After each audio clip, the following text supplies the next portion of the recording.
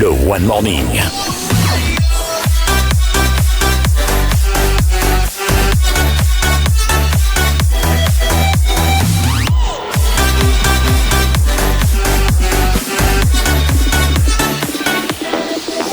La matinale qui booste votre journée. Madame, monsieur, bonjour. Vous êtes sur One TV et c'est l'heure de votre émission matinale. Ce matin, nous nous intéresserons à Kossi Florence, jeune agriculteur qui s'intéresse au compostage, une activité en plein cœur de Lomé qui prône une agriculture verte, mais malheureusement qui se mène avec des méthodes rudimentaires. Nous allons le découvrir d'un instant à l'autre. Ce mois de novembre, nous l'avons consacré beaucoup plus aux accidents vasculaires cérébraux, mais également aux crises cardiaques diverses. Eh bien, on va clôturer cette émission, cette ouverture, cette fenêtre du moins faite sur ces affections aujourd'hui. Et donc, vous aurez le temps de suivre beaucoup de conseils dans ce sens. Voilà donc l'essentiel qui fera l'objet de cette émission. Mais avant donc de retrouver et nos invités et en même temps notre agriculteur ce matin, on marque le premier arrêt pour voir ce que la presse nous propose.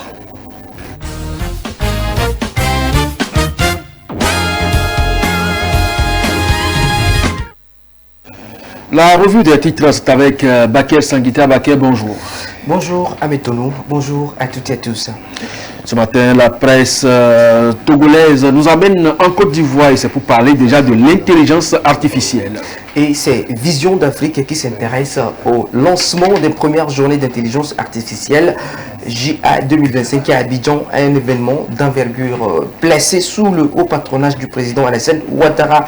Le gala inaugural s'est tenu au Sofitel Hôtel Ivoire où le Conseil international de l'intelligence artificielle Human EA et leurs partenaires ont présenté cet événement comme un symbole d'innovation pour le continent. Prévu du 20 au 22 février 2025, le rassemblement donc réunira près de 500 participants, dont des experts en transformation numérique, des universitaires et des figures influentes des médias. Cette initiative s'inscrit dans le cadre des efforts pour positionner l'Afrique comme un acteur clé dans la révolution numérique.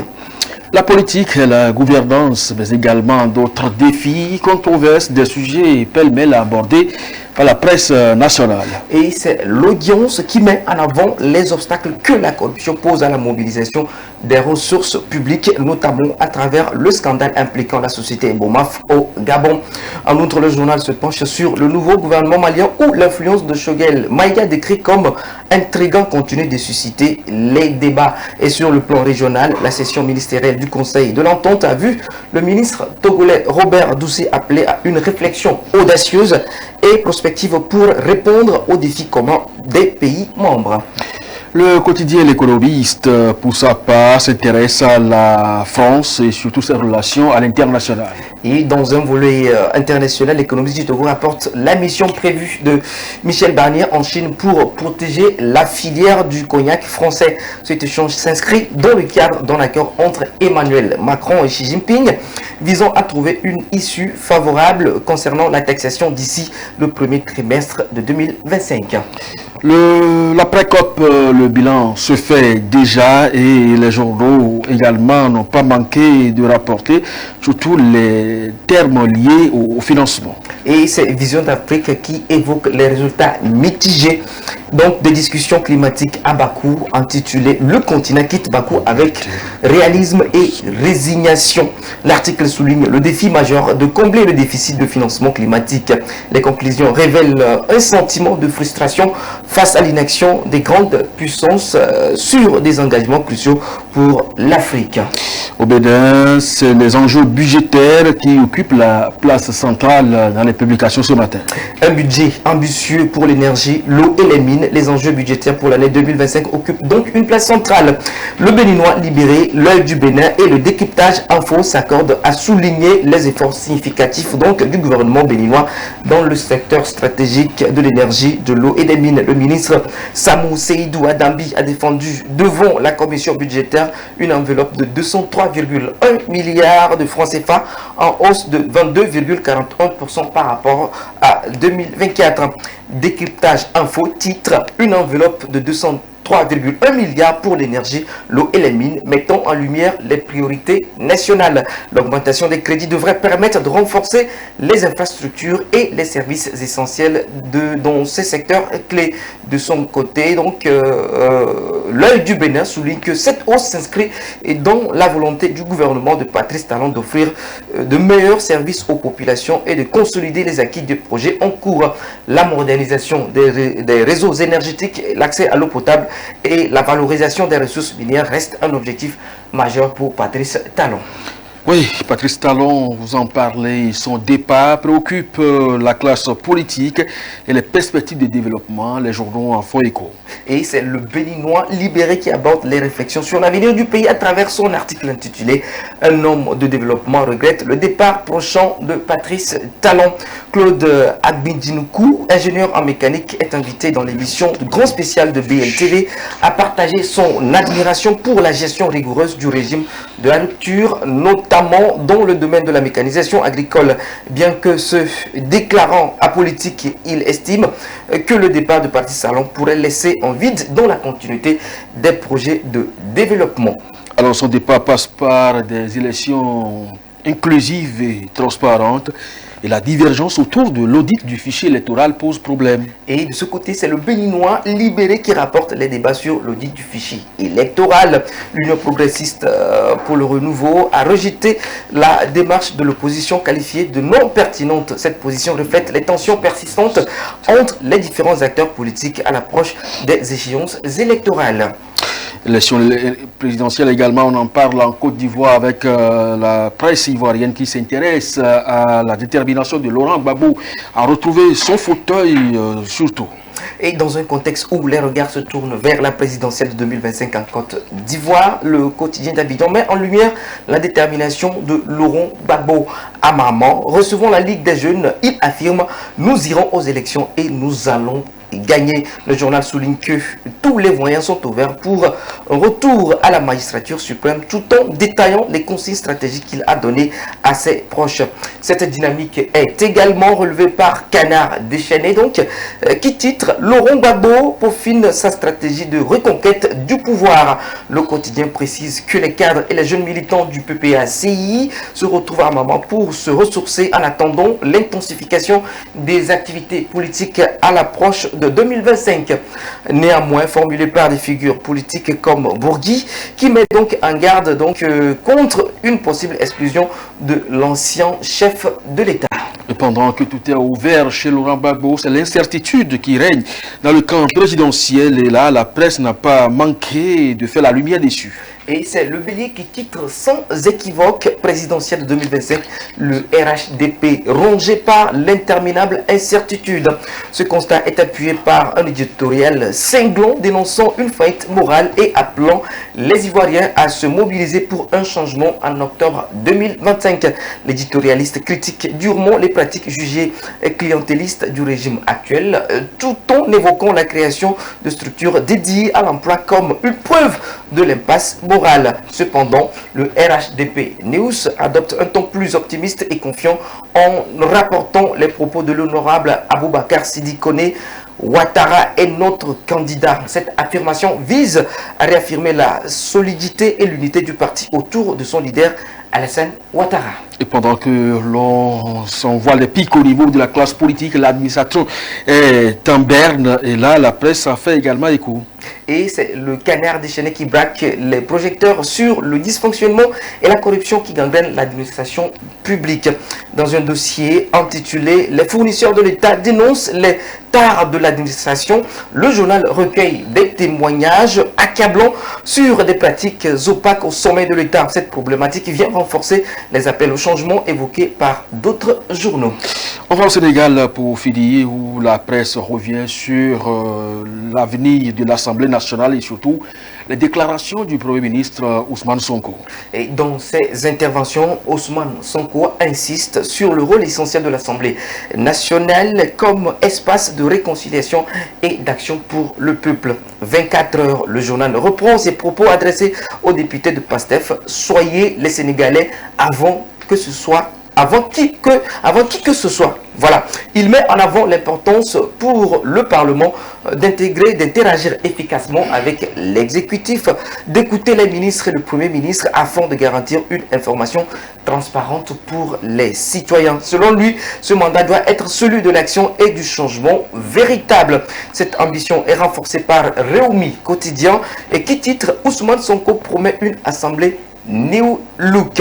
Lors de la clôture de la session de formation des députés du PASTEF, il a souligné que cette nouvelle législature devra incarner une rupture et répondre véritablement aux attentes des Sénégalais. Et ça passe donc par leur installation. Et cette installation est vivement attendue. La presse déjà rentre dans les prémices. Et c'est le Soleil qui l'évoque bien évidemment dans un article intitulé Assemblée nationale, mode d'emploi. Il décrit les étapes nécessaires à la mise en place des structures parlementaires, notamment l'action du président de l'Assemblée nationale, la formation des commissions et le vote de budget de 2025.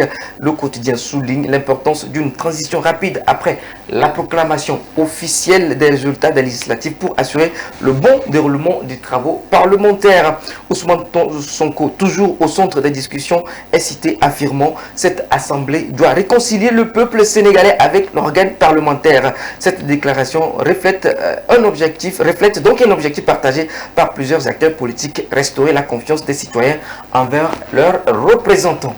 Merci à vous, Baké. On se retrouve demain pour poursuivre cette aventure. Place maintenant à l'agriculture. Nous en parlons. Kossi Florence, jeune agronome qui évolue dans le compostage en plein cœur de l'Obé. Une activité qui valorise l'agriculture écologique, mais malheureusement se mène de façon rudimentaire. Boris Touta nous amène à sa découverte.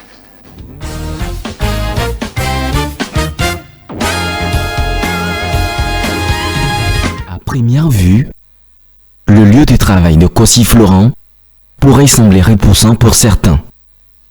Un énorme tas de déchets d'animaux et de fruits pourris, semblable à une montagne, s'étend sous le soleil dégageant des effluves caractéristiques de matière organique en décomposition. Mais pour Kossi Florent, c'est là que naît une innovation verte qui change le paysage agricole. Agronome de formation, Kossi Florent a dû interrompre ses études faute de moyens après son stage d'immersion.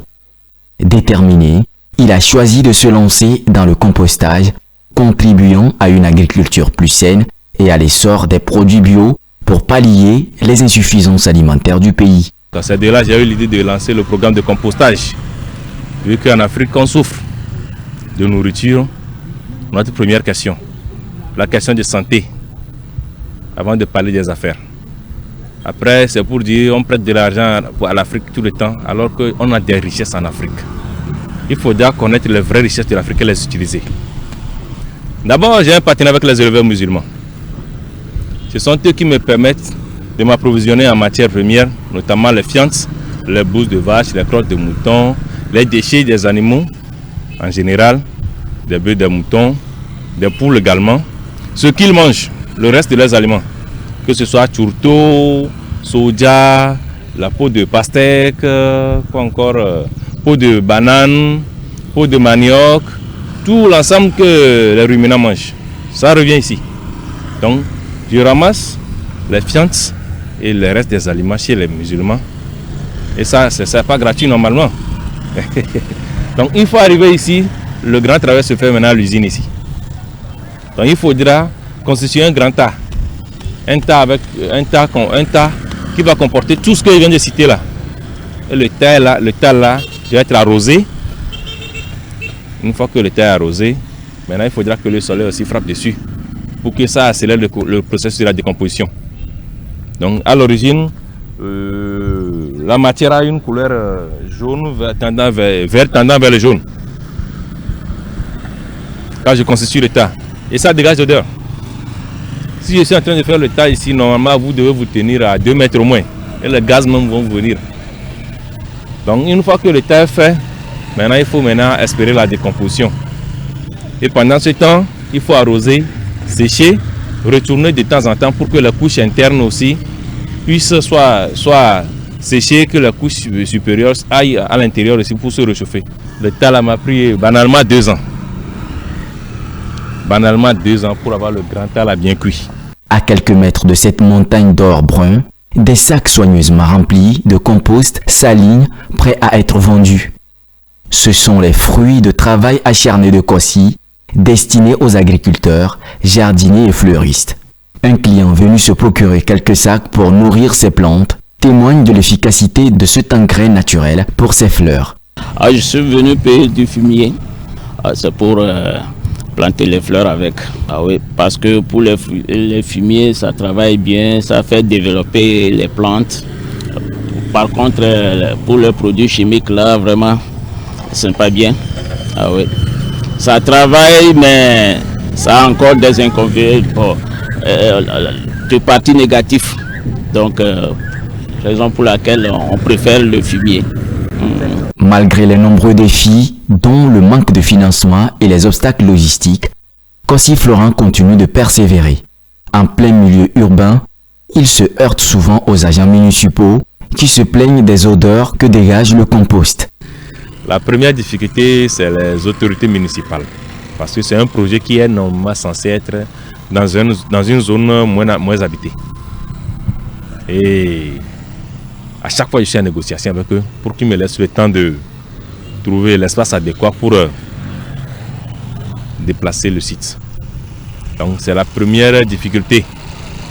Donc ensuite les riverains, bon, ils se sont plaints dès le début parce que je vous ai dit que quand j'amène les fientes, ça donne un peu d'odeur. Mais après ils ont fini par comprendre que c'est une bonne activité. Donc il n'y a plus assez de problèmes comme tel. Mais le grand problème c'est la main d'œuvre. Trouver les jeunes valables, valides, courageux, qui seront prêts à venir se salir les mains au boulot, c'est difficile de trouver à Lomé ici. Même à l'intérieur, ceux qui prennent le courage de descendre à Lomé, ils démissionnent un bout de temps après. L'achat des sacs que vous voyez ici, mais ce n'est pas une petite affaire. Déjà le sac que j'ai servi aux clients, la douzaine est à 2000. Alors que vous pouvez voir que j'ai différents types de sacs ici. Le sac de 100 kg, la douzaine est à 3000 francs. Donc chaque sac ici a son prix. Aujourd'hui, entrepreneur dans le domaine agricole, Kossi Florent invite les jeunes à son exemple à entreprendre sans toujours attendre le soutien du gouvernement. Pour lui, chaque initiative compte et peut changer le paysage économique et social. Étudier après revenir chercher des concours pour avoir un bon boulot n'est plus de ce jour. Il faut maintenant penser à créer. Il ne faut pas créer parce qu'il faut créer. Il faut interférer dans les secteurs porteurs d'avenir. Chaque individu sur Terre comporte un projet en lui, qui est inné en lui. Il suffit qu'il décode lui-même qui il est, ce qu'il est censé faire. Et c'est ça qui va l'orienter dans la formation qu'il doit recevoir et à la suite. Nourri de grandes ambitions, Kossi Florent rêve de voir le Togo atteindre l'autosuffisance alimentaire, de voir son pays capable de produire pour nourrir sa population sans dépendre de l'extérieur. Ma vision même, c'est que chaque Togolais arrive à produire chez lui ce qu'il doit manger. Comme vous pouvez le voir, moi-même j'ai mon pied d'ademain, j'ai mes tomates ici. Nombreux sommes-nous. Remercions le ciel que au Togo aussi, la question foncière revient aux collectivités. C'est-à-dire que quand on descend dans le partage, chaque Togolais peut avoir au moins un lopin de terre quelque part. Donc, je ne peux pas avoir un lopin de terre et puis aller au marché payer la tomate. Pour un début, d'accord. Une fois que j'ai acquis mon terrain, que je sais que ça c'est mon héritage de la part de ma collectivité, je dois commencer quelque chose. Donc, c'est ce que je veux que chaque Togolais comprenne. On ne doit pas importer de la nourriture. C'est ça ce que nous devons faire en premier. Et quand on dit les semences, produire aussi, nous avons besoin des semences.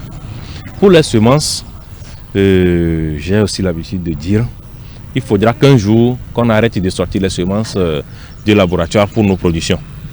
Nous-mêmes, nous pouvons sortir nos propres semences. Ce que vous voyez ici comme grain de melon, tout ça là, je n'ai pas payé. Je mange du melon, je fais un bon mélange et puis c'est fini. Je sème les grains de ce melon là. Et ça réussit.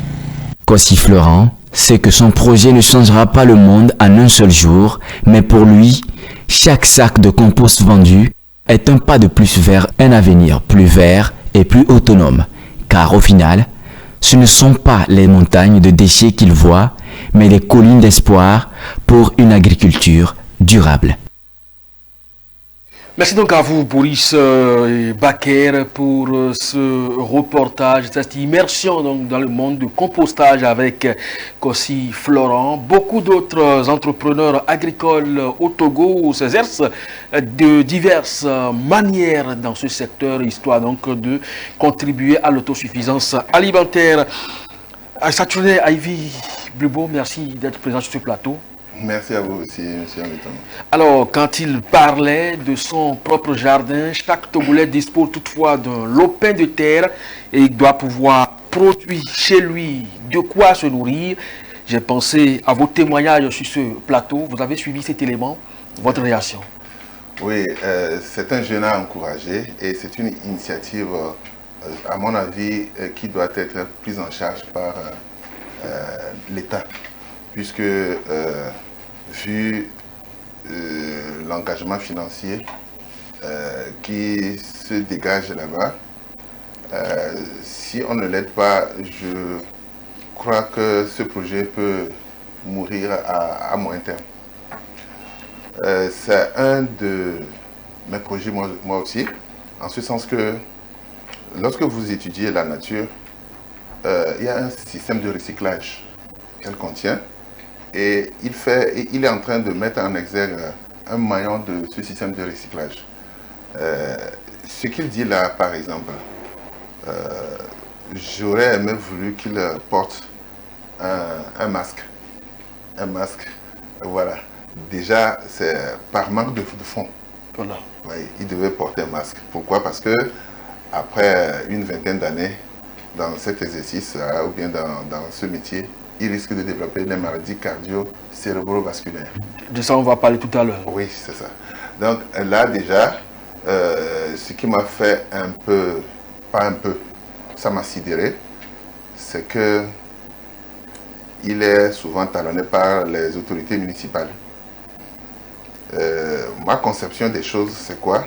C'est lorsque le roi constate quelque chose dans son royaume, il convoque la personne et l'écoute et voit dans quel cadre on peut l'accompagner. Je me rappelle en 2000, dans les années 2000, j'ai été approché par un des pionniers de l'électronique au Togo, puisque je vous signalerai que je suis physicien industriel. Donc, d'ailleurs, l'un des promoteurs du BT, brevet technicien en maintenance informatique et électronique. J'ai été approché par un Togolais qui a fait longtemps l'Allemagne.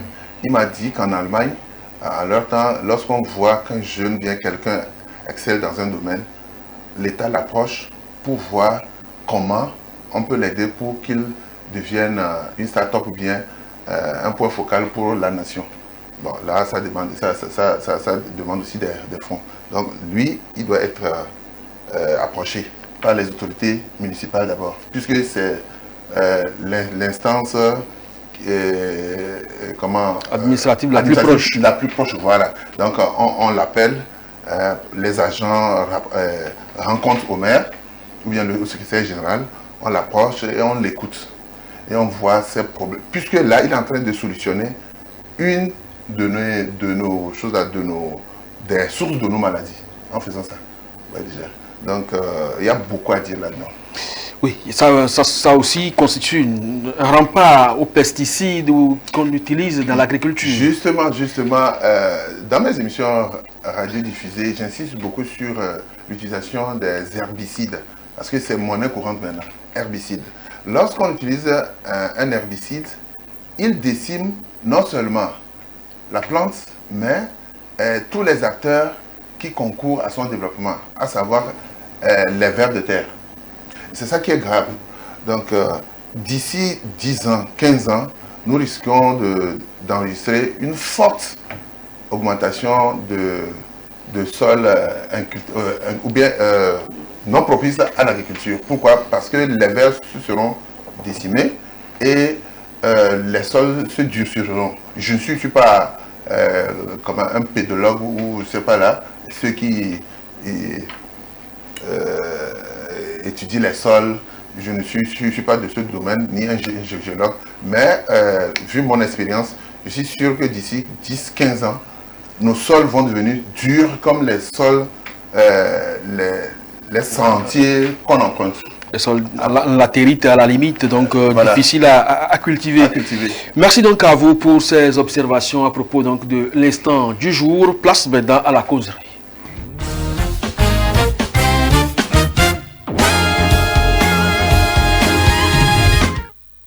Depuis le début de ce mois de novembre, je voulais rappeler à l'entame, nous avons consacré cette émission tous les mardis aux maladies cardiovasculaires, aux accidents vasculaires cérébraux. Alors, nous avons énuméré un certain nombre de facteurs, que ce soit l'âge, le sexe ou l'hérédité, le tabagisme, l'hypertension, le diabète, des aliments, l'obésité, donc je l'ai dit, la sédentarité qui sont des causes, les polluants également. Mais aujourd'hui, quand on vous le présente comme ça, c'est un tableau qui n'effraie personne. Mais retenez que ces accidents vasculaires cérébraux ou ces maladies cardiovasculaires constituent le deuxième rang de décès en France après les tumeurs et engloutissent 203,3 milliards de dollars pour les maladies cardiaques. Et ça, nous sommes aux États-Unis. Et 63 milliards 600 millions de dollars pour les accidents vasculaires cérébraux. Vous allez donc comprendre jusqu'à quel point ces affections documentées et chiffrées constituent donc des manques à gagner pour une nation sérieuse. Alors, on en vient à vous, Monsieur Ivy Blibo. Encore une fois, merci d'être là. Et merci également pour vos divers conseils à l'endroit de la population pour prévenir ces maladies et si possible également les guérir. Donc ce matin, quelles sont les mesures qu'il faut prendre en termes de précaution pour éviter ces maladies? C'est de ça que nous allons parler en termes de résumé parce que c'est le dernier mardi donc, de ce mois de novembre pour conclure donc, cette fenêtre ouverte sur ces maladies. Et nous allons prendre par exemple le volet hypertension qui fait partie donc des facteurs qui nous exposent à l'une de ces maladies, que ce soit des accidents vasculaires cérébraux ou des maladies cardiovasculaires. Alors, l'hypertension artérielle, on entend souvent parler. Comment on peut savoir que c'est de ça on souffre? Oui, l'hypertension artérielle, qu'on appelle tension, c'est au fait une conséquence d'un dysfonctionnement des différents organes qui participent à la circulation des liquides physiologiques. Quand je parle de liquides physiologiques, je parle des hormones, des enzymes, du sang, ainsi de suite. Voilà. Donc si je vais regrouper tout cela, puisque tout circule dans le sang. Alors, si l'hypertension artérielle ce n'est pas une maladie qui est directement liée à un germe. Ce n'est pas une maladie qui est directement liée à un germe. L'hypertension, ça veut dire qu'il y a une tension admise. Une tension, d'abord, c'est quoi? Je rappelle que nous parlons à tout le public, pas à une élite donnée, à tout le public. Une tension, c'est quoi? La tension, c'est une force, une action qui agit sur une surface ou bien une étendue. C'est ça, une tension. Et la tension peut être aussi appelée pression. Vous êtes ensemble, approchez-vous. Voilà, vous voyez déjà, on se pousse là. Ouais. Là, je vous presse, vous aussi vous me pressez. Voilà, c'est ce qui se passe. Mais ici, les tuyaux que nous appelons vaisseaux sanguins sont parcourus par le sang. Donc le sang est un fluide, exerce une force sur les parois de ces tuyaux. Alors cette force-là ne doit pas dépasser une certaine valeur. Heureusement qu'on a des appareils qui les mesurent. Lorsque ça dépasse ce qui est autorisé pour un bon fonctionnement du corps, on parle alors là d'hypertension artérielle ou bien hyperpression artérielle. Voilà. Donc, oui. Alors, est-ce que tout le monde peut en souffrir? À quel âge à peu près? Oui, l'âge ordinaire, c'est à partir de 40 ans. 40 ans, pourquoi? Parce que la personne a eu le temps d'accumuler des erreurs. Vous voyez, dans son parcours, elle a eu à accumuler des erreurs, dysfonctionnement par-ci, dysfonctionnement par-là, le corps se battant pour régulariser tout, mais à partir de 40 ans, déjà, les organes commencent par lâcher prise. Et c'est là où on constate cela. Sinon, l'hypertension artérielle, lorsqu'on en tient compte et on vit, comme je le disais, en entretenant tout son système de vaisseaux sanguins, je crois que cette hypertension artérielle aura de la peine à s'installer. Aura de la peine à s'installer. Vous avez donné l'âge déjà à partir de la quarantaine, on est à risque. Alors d'autres peuvent éprouver la maladie alors que nous sommes tous asymptomatiques. Quels sont à peu près les signes qui présagent de la présence de l'hypertension artérielle? Oui, la plupart du temps des patients qui viennent à moi, lorsque je leur demande est-ce que vous êtes hypertendu, surtout quand la personne semble être un peu âgée, elle dit non, je ne suis pas hypertendu. Et comment est-ce que vous le savez? Et c'est là où la réponse tarde à venir. Comment est-ce que vous le savez? Donc il faut aller chez un agent de santé ou bien un spécialiste de la santé pour prendre votre tension. C'est ce qu'il faut faire. Donc je profite pour sensibiliser. Et je demande à ce qu'on prenne la tension artérielle. Le plus souvent, il se trouve que pas plus que 10 jours, j'ai eu un cas de patient à Tabligo où ça a eu une quatre-vingtaine de kilomètres de Lomé. La dame avait une tension artérielle de 20. 20 veut dire quoi? C'est 20 kg par centimètre carré, ouais, 20 kg. C'est-à-dire que le poids, pas la masse, hein, le poids d'un kilogramme à peu près, le poids d'un kilogramme qu'on dépose sur une surface de 1 cm carré. 1 cm au carré, c'est ça. Donc ça fait 20, c'est à peu près un seau d'eau. Un seau d'eau, hein, le seau d'eau qu'on utilise pour se laver là. Oui. 32, on met un chiffre en bas là, c'est parce que c'est, voilà, 32. Ce seau d'eau là, qu'on dépose sur à peu près une surface qui fait à peu près la surface de mon ongle. C'est beaucoup. C'est beaucoup, voilà. Et elle était là, me regardant. Je lui ai rien dit. Elle dit, bon, madame, votre tension n'est pas intéressante. Tout de suite, je vais vous prendre en charge. Alors qu'elle avait accompagné sa fille, qui est en études d'infirmerie, formation d'infirmerie, dont les infections ne terminent jamais, finissent jamais. Oui. Donc, ça, on pourra dire de cette dame-là qu'elle développait une hypertension artérielle, mais asymptomatique. C'est-à-dire que les symptômes ne se ressentent pas. Mais au fin fond des choses, il y a toujours un symptôme. Puisqu'on n'y est pas formé, on ne peut pas le ressentir. La première émission où je parlais des symptômes des angines de poitrine, vous voyez déjà, vous levez le matin, vous êtes essoufflé déjà. Ça veut dire que vous partez ça. Vous partez. Une fois que vous êtes essoufflé là, si ça continue comme ça, vous allez tomber dans les pommes. Ça veut dire que vous allez perdre connaissance.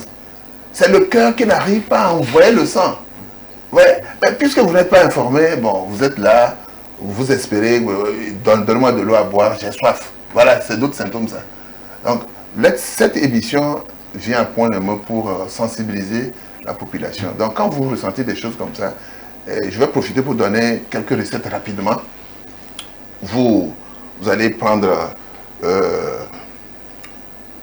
l'oignon, pas une tranche, hein, tout un lobe là.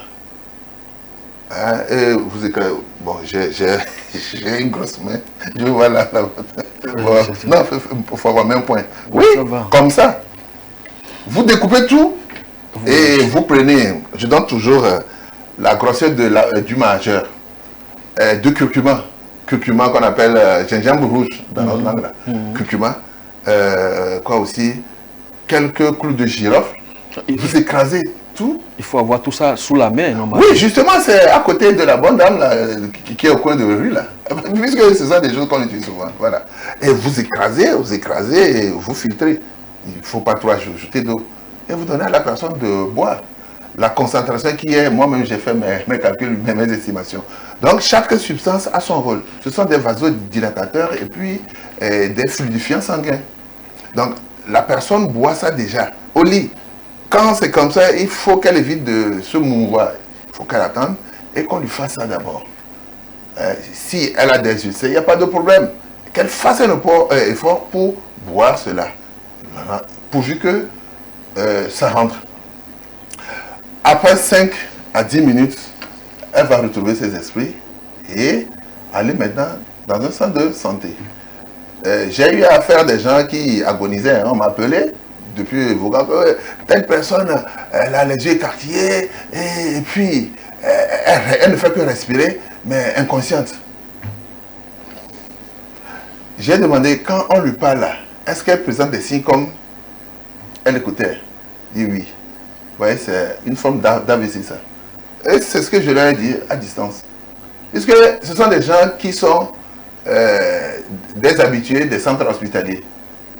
Donc, cette crise-là, quand elle est encore survenue pour une énième fois, ils ne savent pas quoi faire. Pour avoir entendu parler de mes émissions, on m'a appelé. Et c'est ce que je l'ai fait. Ça fait 2 ans de cela, elle n'est plus tombée malade. Qu'est-ce qui s'est passé? Juste cette prise-là. Oui. J'ai demandé à la personne qui m'avait mis en contact avec, cette patiente-là au téléphone. Mais tels amis-là, ils ne vont plus venir se faire consulter. Je dis, oh, surtout que ça va maintenant là. Alors, docteur parle aussi de céphalée, d'anxiété. Oui. C'est-à-dire, ce sont certains symptômes qui prouvent que telle personne développe une hypertension. Donc, le rapport. Oui, et voilà, c'est ce que je veux expliquer. Lorsque votre tension augmente, d'abord, tout le circuit sanguin est sous pression. Donc, déjà, c'est une situation d'anormalité. Si c'est dans le cerveau sous pression, le sang qui presse trop les vaisseaux sanguins cérébraux ne va pas permettre aux neurones de faire leur travail comme il se doit, à savoir la transmission des influx nerveux entre neurones à travers les synapses, l'élaboration des signaux à travers ce métabolisme complexe-là, chimie électrique, tout ça. Vous voyez déjà, donc ça perturbe. Donc, une fois que le cerveau est perturbé, quelles sont les sensations visuelles ou bien sensationnelles qu'on peut avoir? Premièrement, on semble être étourdi. Pourquoi on est étourdi? C'est parce que le cerveau n'est plus à l'aise pour donner le meilleur de lui-même. C'est de là que vient l'étourdissement. Ensuite, les émotions sont un peu bifurquées. Et c'est ça qu'on peut traduire par l'anxiété. Tu te réveilles pour un rien du tout, tu es là. Et surtout les personnes âgées dont la mentalité ne leur permet pas de lâcher prise sur les problèmes sociaux, tout ça là. Voilà. Donc elle est là, surtout les vieilles personnes, elle est là. Tendue, tout le temps. Oui, bon, en fait, c'est pas elle qui est tendue, mais ce sont les vaisseaux sanguins du cerveau qui sont tendus, et maintenant cela se répercute. On vient surtout quand la personne déraisonne, on dit bonjour grand-maman, bonjour papa, ou bien, même une jeune personne, on vous dit salut. Vous avez raison, tout vous sourit, c'est pour cela. Alors que tu ne lui as rien dit. Je n'ai rien dit. Vous voyez déjà, là, ce sont certains symptômes qui traduisent l'élévation de la pression artérielle dans le cerveau. Maintenant, au niveau du cœur, comment on peut ressentir cela? Un essoufflement. Puisque le cœur, d'où vient cet essoufflement?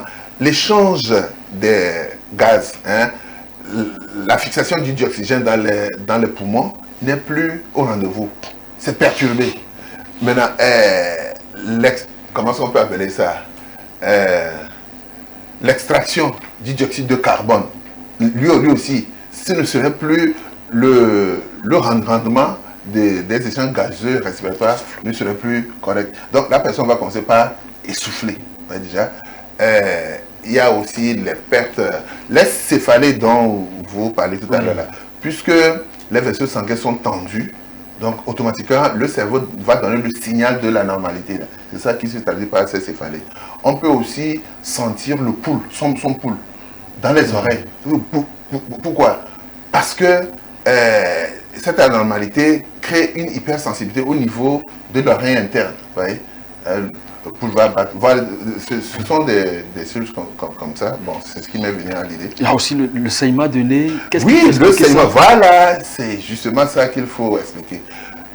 Le saignement du nez, dans nos narines, nous avons tout un tapis de vaisseaux sanguins. Donc, si je parle de tapis, ça veut dire quoi?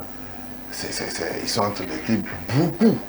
Donc, cet enchevêtrement, pour une cause bien noble, bien sûr, une fois qu'il vit une augmentation de la pression artérielle, c'est normal que certaines artérioles éclatent. Oui, c'est ça qu'on appelle, comment dit-on dans notre langue, parce que le public doit comprendre. Chez nous, on appelle ça émofi. Oui, voilà. Donc, et si vous avez quelqu'un qui vit ça souvent, soit il a une augmentation de la tension artérielle, donc qui vient souvent après une série de stress, d'anxiété, vous voyez déjà. Et on dit de ne pas penser trop, de ne pas être anxieux, sinon la tension va augmenter. C'est faux. C'est plutôt le contraire. Vous voyez déjà, entre la cause qui donne la plaie et ce qui l'aggrave, qu'est-ce qui est prioritaire? C'est ce qui l'aggrave qu'il faut considérer plus ou bien ce qui donne la plaie? Ce qui donne la plaie. Justement. Ouais. Ce n'est pas le stress qui donne l'hypertension. Ce n'est pas le stress. Oui. Voilà. Il faut que les choses soient claires. Vous n'avez pas de plaie, je vous touche, je vous secoue, vous ne sentirez rien. Mais si jamais vous avez une plaie et que je vous touche, elle serait très douloureuse. Voilà, donc mieux vaut se préserver d'avoir la plaie. Donc, ce ne sont pas nos problèmes sociaux qui créent l'hypertension. Non, c'est pas ça. Ce sont nos amis, là, nos amis. La sédentarité, la paresse. Oh oui, justement, on va venir donc à ces différentes causes-là, les causes exactes de l'hypertension artérielle. On ne peut pas dire exactement voilà ce que c'est, mais il y a quand même des facteurs. Vous avez commencé par parler déjà de la sédentarité. La sédentarité, oui. Oui, en quoi c'est une des causes? Oui, lorsqu'une personne, physiquement parlant, ne bouge pas, ses muscles sont là, reçoivent les nutriments nécessaires et ne fonctionnent plus. Alors qu'ils sont conçus pour fonctionner. Les muscles sont conçus pour fonctionner, se contracter, se relâcher. Et cette mission-là qu'ils ont reçue est accompagnée d'un certain nombre de protocoles, bien de processus. Donc le fait de ne pas bouger physiquement les rend inactifs et cela va causer toujours des dommages. Je suis en train de banaliser tout ça, c'est-à-dire expliquer ça terre à terre. Et je ne veux pas utiliser certains termes scientifiques, tout ça là, pour exclure une marge de notre public. Donc il faut que nous avons été à l'école à la place de certains pour leur rendre compte. C'est ça, moi, ma vision des choses. Donc je rends compte à celui-là qui n'a pas mis pied à l'école comme moi. Donc le fils peut expliquer facilement ce qui se dit ici, voilà. Si possible. Alors, vous avez donc dit les muscles ont un rôle à jouer. Lorsque vous ne leur confiez pas cette mission, voilà. Eh bien, ils finissent par développer... non, ils ne développent pas plutôt, ils deviennent le siège maintenant de certains dysfonctionnements. Par exemple, qu'est-ce qui fait que certaines personnes soient impotents? Ils ont un pied, un membre paralysé. C'est parce que les ordres qui doivent venir du système nerveux aux muscles sont interrompus, ou bien partiellement interrompus. On nous a appris en troisième qu'un muscle, un muscle qui ne travaille pas s'atrophie. Tout à fait. Voilà, on a reçu ça comme une pilule. Mais comment faire pour qu'il se développe? Voilà. Et ce muscle-là, ou bien ce pied-là, qui devient petit, lorsqu'il commence par recevoir les ordres, tout à l'heure, vous allez le voir, en moins d'un mois, il va changer de forme. Donc, il se diminuait tout simplement parce qu'il ne jouait plus son rôle. Vous voyez déjà? Bon, maintenant, les vaisseaux sanguins qui étaient censés drainer le sang, croyez-vous que le débit sanguin serait au même niveau que lorsque le muscle, si le muscle devait être en état normal, non, il y aura une baisse. Vous voyez déjà. Donc, c'est ce qui se passe au niveau de notre corps. Lorsqu'une certaine partie, ou la majeure partie de notre corps ne reçoit pas suffisamment de sang, ce qui veut dire que l'apport en oxygène, en dioxygène, pour entretenir la vie, va baisser. Alors que c'est le siège de l'extraction, notre corps est le siège d'extraction de l'énergie pour sa survie, à partir des nutriments. Et cela produit des toxines. Vous voyez déjà? Donc, si c'est comme ça que le corps fonctionne et son apport en sang n'est pas optimal, et on ne lui donne même pas aussi l'occasion d'extraire ou d'éliminer les déchets que l'extraction de cette énergie-là engendre, qu'est-ce qui va se passer? L'accumulation de ces toxines, de ces déchets, d'année en année, va créer donc ce genre de pathologie. Alors, le sel, souvent on dit lorsque vous êtes après la quarantaine, vous ne prenez plus assez de sel. Le rapport est où par rapport à l'hypertension? Oui, c'est parce que les études ont montré que la pression artérielle a un rapport avec la concentration en sel dans notre sang. Donc, je ne veux pas faire ces démonstrations-là. Le sel, les ions. Ions, c'est quoi? L'ion, on nous a dit, les atomes, au fait, aujourd'hui, le nom atome, là, c'est ne peut vérifier, parce qu'on peut diviser l'atome. Atome, c'est dans le temps que la partie indivisible. Mais aujourd'hui, on a su que la technologie a évolué. Les choses ont évolué. Donc, cette petite partie-là qu'on nomme atome, pour certaines classes d'atomes, là, certaines familles d'atomes, ils ont cette facilité de perdre des électrons périphériques. Donc, c'est ça qu'on appelle les cations. Les cations. Donc, dont fait partie le sel. Bon, sel, c'est le sodium. Il y a aussi le calcium. Donc, c'est Na+, pour rappeler à ceux-là qui ont quitté les choses. Na+, c'est le sodium, le cation sodium, et c'est A2+. Principalement, ces deux ions. Ils interviennent dans la stabilité, dans la flexibilité des choses là, de nos vaisseaux sanguins, et puis dans la rétention de l'eau. Vous voyez déjà, un petit exemple, vous achetez le maïs grillé là, le maïs frais grillé au bord de la route quand vous voyagez là. Il y a à côté une solution salée là, hyper salée. Vous prenez ça comme ça. Voilà. Donc déjà, quand vous prenez ça, vous consommez votre maïs frais là. Après une heure de temps, qu'est-ce que vous ressentez? Est-ce que vous avez fait attention à ça? Non, je n'ai pas fait attention. Le plus souvent, on a soif. Quand on mange ça, on a soif. Ça veut dire quoi? Donc, vous avez créé un déséquilibre de concentration dans l'organisme. Dans l'organisme, on va dire ça comme ça. Donc, le corps réclame de l'eau pour diluer. Vous voyez déjà? Voilà. Donc, si quelqu'un prend beaucoup de sel à cet âge-là, ça va hypothéquer sur la stabilité de la pression artérielle au niveau de la pression dans les vaisseaux sanguins. Je vais rentrer beaucoup plus simple comme ça. Pour que tout le monde qui veut prendre le sel, qu'il sache que en prenant le sel, tu empêches le système. Il y a un trio là sur lequel nous allons revenir après, des hormones qui font que tantôt les vaisseaux sanguins se gonflent, s'élargissent, se dilatent, voilà, sur le plan diamétrique.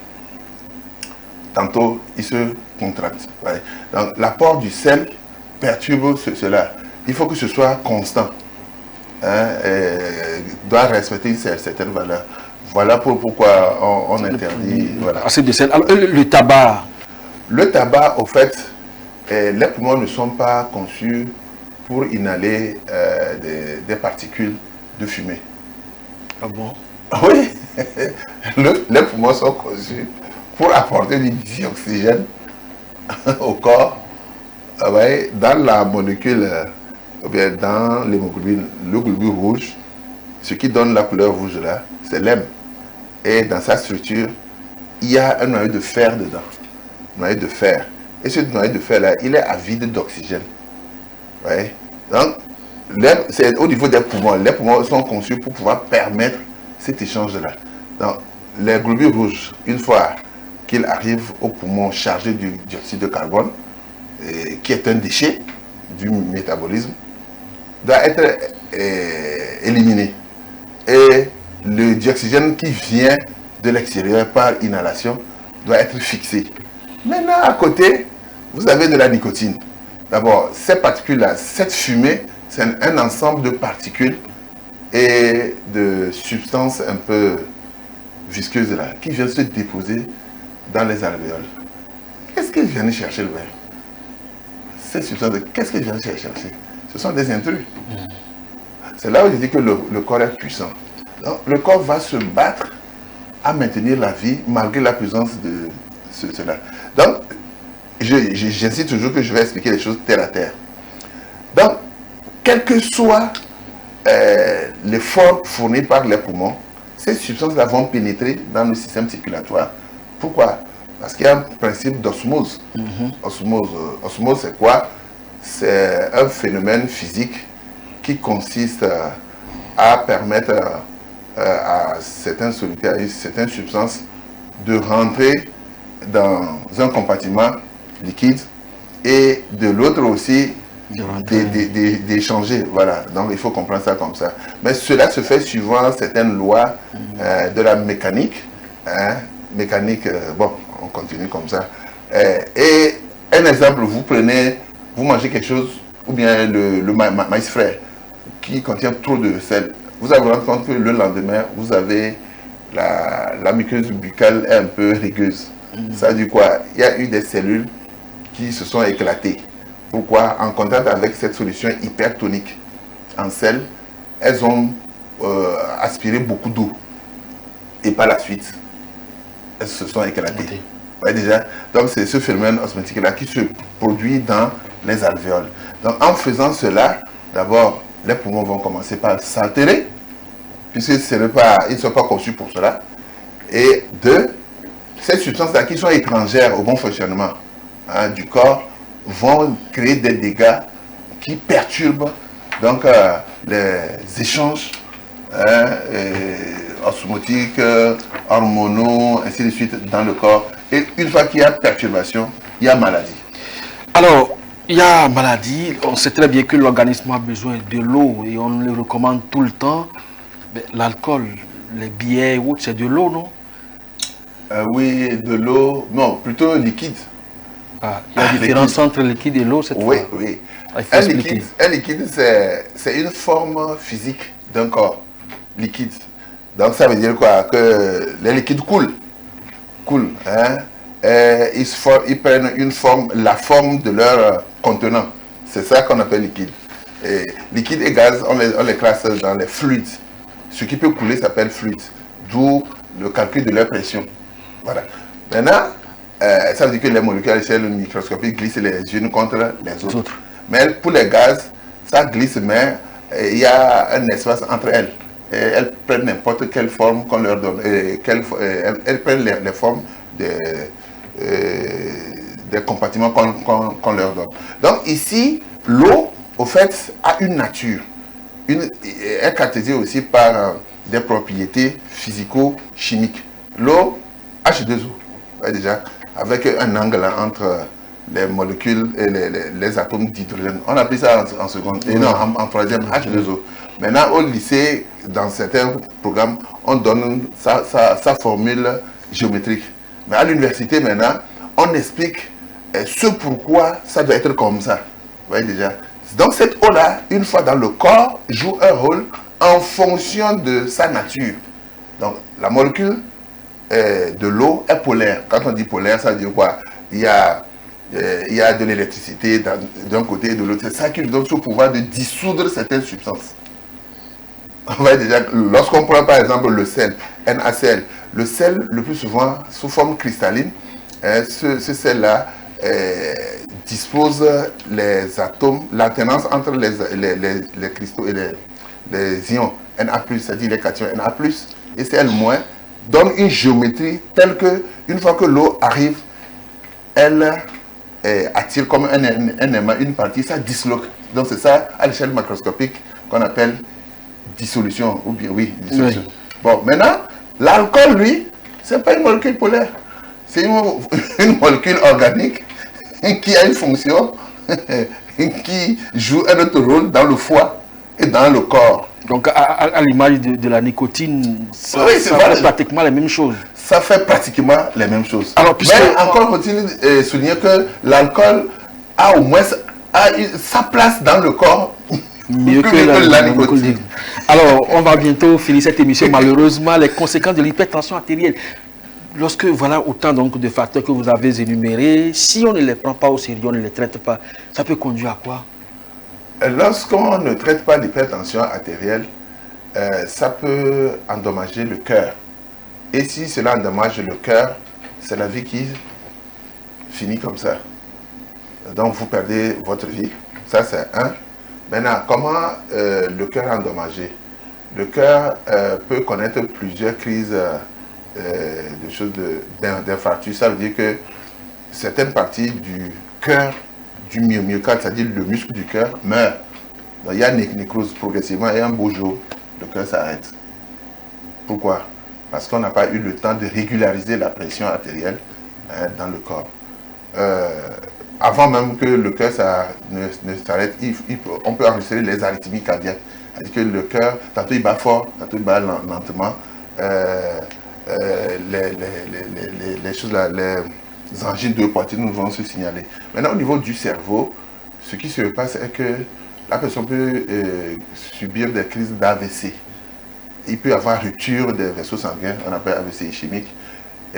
Il peut aussi s'agir de ralentissement du débit cardiaque qui va favoriser la formation des caillots de sang qui vont bloquer les choses. Vous voyez déjà, ça ce sont les conséquences. Au niveau des reins surtout. Oui, mais on peut corriger tout ça? Oui, on peut corriger, oui. Alors, vous avez parlé des autres complications, par exemple de l'hypertension, à savoir, par exemple, l'accumulation de liquide dans les poumons, la perte de la vision, lésions rénales, dysfonctionnement érectile, perte de mémoire. Oui. Ah bon? Oui, puisque j'ai regroupé, en expliquant les problèmes causés par le manque d'entretien des vaisseaux sanguins, j'avais donné des exemples comme ça en survolant. Alors, sans développer officiellement l'hypertension, oui. Est-ce qu'on peut avoir la perte de vision? Oui, oui. J'ai eu un cas comme ça que j'ai écouté depuis ici aux États-Unis. Aux États-Unis, il y avait un décollement rétinien à cause de la pression oculaire. Donc, à partir d'ici, on a fait les analyses, on m'a envoyé les choses et j'ai demandé à la personne de prendre certaines choses, les grains de nigel, l'huile essentielle de nigel, certains produits-là, et toujours se faire contrôler. Aujourd'hui, et se reposer. Aujourd'hui, il y avait une tache rouge là. Rouge, ça se décolle, c'est terrible. Mais quel est le rapport avec les dysfonctionnements érectiles? Voilà, l'érection, il ne faut pas penser aux hommes seulement, à vous les femmes, vous êtes concernés parce que vous avez un clitoris. C'est un organe érectile. Donc l'érection, c'est quoi? C'est le fait que le sang vienne dans le corps caverneux. Bon, l'appareil, c'est comme un vérin. C'est-à-dire quand le sang arrive là, il y a des valves qui bloquent. Donc on donne au sang un seul sens. Il va et la pression augmente. C'est comme la pompe, quoi. On pompe, ça devient dur. Donc si ça devient dur, la partie qui est censée recevoir cet ordre-là, c'est un muscle, il va se redresser. C'est ça l'érection. Voilà. Lorsque l'hypertension s'installe, automatiquement, ça détruit les valves. Vous voyez déjà? Donc il n'y a plus aller et blocage. Donc le sang va et tantôt il est relâché. Voilà. C'est le dysfonctionnement érectile. Dysfonctionnement érectile. Ça peut se corriger aussi. Ça peut se corriger si ce n'est pas trop tard. Ah bon? Oui. Saturnin Ivy Bibo, biothérapeute, promoteur du centre biocuratif. Ce sera donc tout pour ce matin. Malheureusement, il y a beaucoup d'autres facteurs que vous aurez vraiment envie de développer ici. Mais le temps imparti à cette émission, quand même, il faut tenir dans la durée. C'est terminé. Merci à vous, chers téléspectateurs, de nous avoir suivis. Je crois que chacun fera sienne les informations apportées ce matin et donc essayer d'abord de revoir au niveau alimentation et puis après les dispositions à prendre pour éviter l'hypertension artérielle, source de diverses autres affections, notamment les maladies cardiovasculaires et les accidents cérébraux, les accidents vasculaires et cérébraux. À chacun et à tous, à très bientôt sur One TV. Le One Morning.